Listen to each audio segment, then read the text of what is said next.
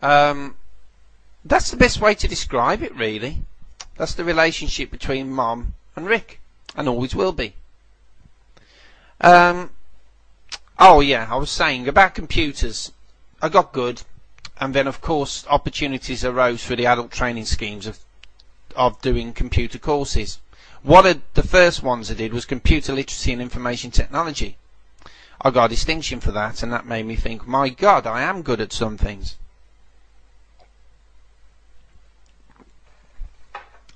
Years later, I got on a BTEC National course at local college, and I did pretty well there.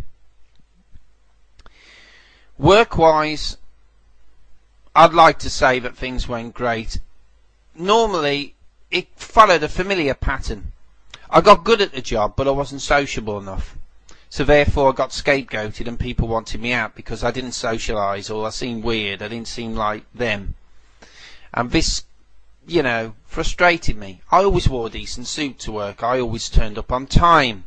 I always did my job to the best of my ability. But other people who were shoddy, and my line manager wore a tracksuit to work, you know, they were getting away with murder, and then there was me who was doing it all. I mean, my job at the college was timetabling. I loved it. All I had to do was Dr. Peter Gulliver, I can say his name now, unfortunately he passed on because he did kill himself. He would go to lecture science, and my job was to do the job, you know, was to actually sort out the booking of the rooms, and if there was any double bookings or whatever, and for an Aspie that it was pretty easy. But the principal changed my job to the curriculum support unit, which was mainly that, plus exams and general admin. That's when things changed. Sue didn't like me from the start. I can remember when my Nan B died, who I was very close to. I had to have 3 days off, funeral, etc. When I went back, there was a massive pile of work, and she said, well, this should keep you busy. Maybe she was trying to be helpful. Maybe. But I don't think so. She'd say, attention to detail. I answered the phone properly, and as you can hear, I'm very articulate. And she said I needed a course in how to answer the phone. You know, always demeaning me. She would, what's another thing? Yeah, one of the things that she would do to me was she would say, type out this letter for me. So I'd type it out. And if there was any spelling mistakes or anything else, I would correct it, as you would. She'd say, I want that letter as I typed it, not how you want it. So, fair enough. So, I thought about that, so the next time I just typed it out. You are meant to proofread this before you send it. So I couldn't win, could I? And then my dad knows that he used to give me a lift on his way to work, to the place, every day. So he knows I was on time. But Sue lied and said I wasn't. Said I turned up late. I was shoddy in appearance, even though she wore tracksuit bottoms and top half the time. I don't think I ever saw her in anything smart, any suit. Val, who was above Sue at the time, she understood this, but she wouldn't support me at the disciplinary. Not surprisingly, I had a bit of a breakdown and ended up leaving early. Sue won. You know, that's the way it goes. Still didn't have a girlfriend at the time, so got ribbed. I got ribbed at 2 places there. Amanda didn't last long, and they only had my word for it that I even had a girlfriend. So you get the rumours, don't you? Oh, he must be a bitch, you know. Where's his boyfriend or whatever, you know. That kind of rumour. Which wouldn't bother me now. Let's face it. Every time you switch on the telly, there's someone gay or whatever, you know. It's but I'm not gay. But either way, it wouldn't bother me. But it's the nastiness that bothers me. I could be bitter. I was still with my parents, so I think they probably were jealous because they had bills to pay and they had kids and that, which was up to them, you know. I mean, you know, you plan kids, don't you? Or at least try to. And basically, that kind of thing. Years later, I went on to the BTEC, like I say. And from the BTEC I met a few lads and we started to go out. They didn't understand me, and some of them could be obnoxious or make fun of me, but I started to meet women. And whether, for want of a better word, because I've been told that, you know, I was pretty attractive then. I don't think I am now because I'm greying hair or whatever, but people still say it.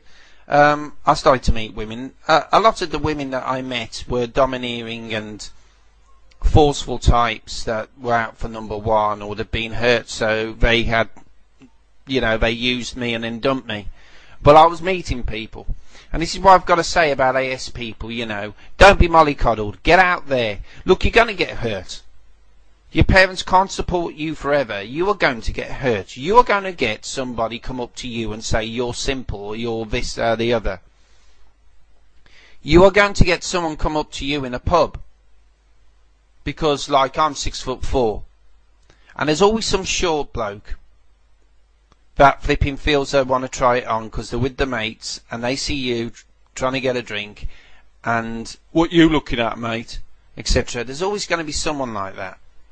You got to pity people like that. If you walk away, they can laugh. Let them laugh.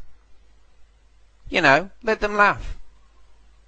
You see, we are more intelligent than that. It takes no problem. There is no problem with throwing a punch for anybody. Anyone can throw a punch. Anyone can resort to violence. It's a lot easier to walk away and say, well, you know, stupid prat, and let them laugh and think that they've won and that you're a sissy or whatever. It doesn't matter, because you live to fight another day.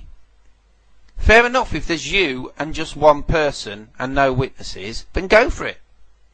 You know, if they start on you, then, you know, but verbally first say, excuse me, I'm trying to drink my pint, so do you mind going away? Just nicely. But if they do this business, just say, no, I did tell you, I'm trying to drink my pint. Now, do you mind leaving, please? Do you mind letting me get on with it? If they throw a punch, or if they start getting physical, that's when you hit them. But try and get out of the situation, because it's always the aspie, especially, you know, with the eye contact thing. I mean, not so much these days, because you can carry an autism card. But it's always the aspie that is the one to blame. Because we lose our temper, don't we? And when we lose our temper, that's when we can flip. Just like an autistic person, get extremely strong. The police turn up, what do they see?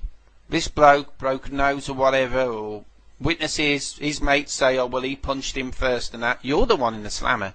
You're the one that gets dragged away. Then they say, the minute you don't make eye contact, oh, he's shifty, he obviously did it. Do you know? And there's plenty of aspies in prison.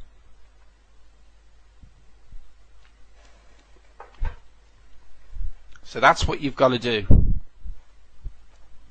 Now, it hasn't all been doom and gloom. I've met a few friends I've met a lot of people off the internet.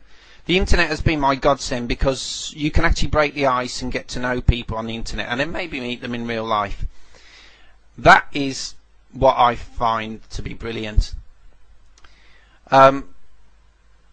Through my friends I told you on the BTEC, I met a woman who I lived with for 9 years and married for 6. Because of my AS and that, eventually that fell apart.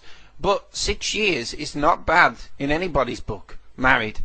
And 9 years, I mean, NTs or neurotypicals, well, they could be married, you know, maybe a couple of years and then that's it. So, you know, I don't find that too bad at all. When she left, I was devastated, and people thought, oh, well, you know, they got the flat together and that, he won't be able to cope now, he's on his own now. I proved them wrong. Got the finances together, saw what I had to live on, budgeted accordingly, and I'm still here.